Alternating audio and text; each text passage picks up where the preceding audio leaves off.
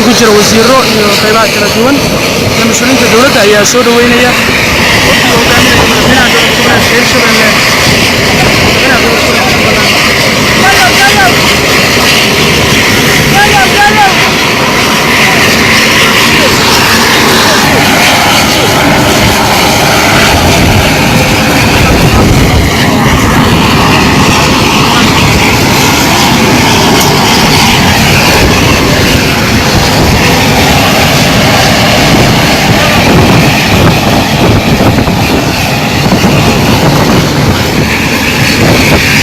waqtiga hogaaminaya madaxweynaha dowlad goboleedka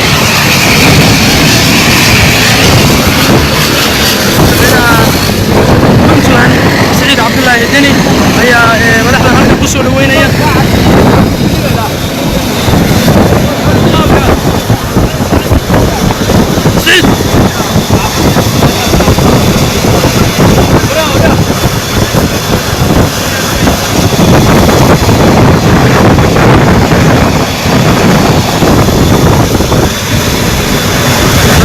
سعيد عبد الله الدني iyo ku-xigeenkiisa Axmed Cilmi Cismaan Axmed Karash ayaa ka qayb qaadanaya soo dhaweynta halkan lagu sameeyo madaxweynaha dowlad goboleedka Jubbaland Axmed Islaam Madoobe oo ka qayb qaadanaya calaamsaarka madaxweynaha cusub iyo ku-xigeenkiisa loo doortay Puntland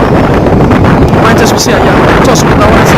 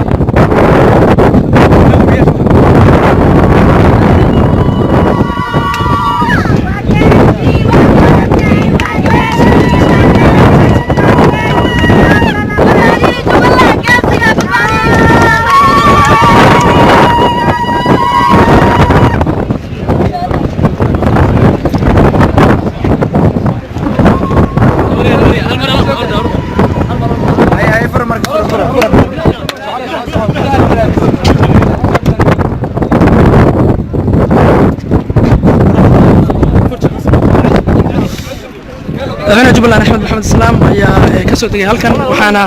la socda isgarab socdaan madaxweynaha Puntland Saciid Cabdullaahi Dini.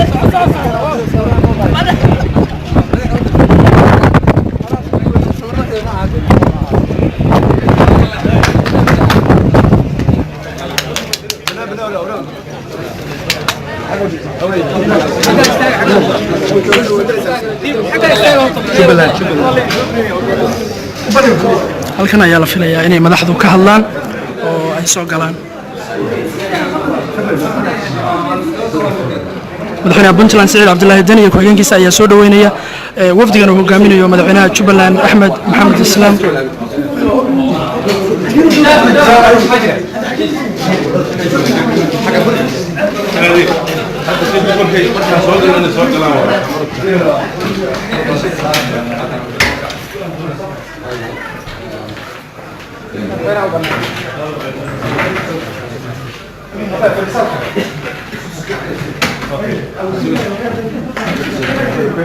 mas-uuliyiinta ayaa soo galay halkan oo ay kula hadli doonaan warbaahinta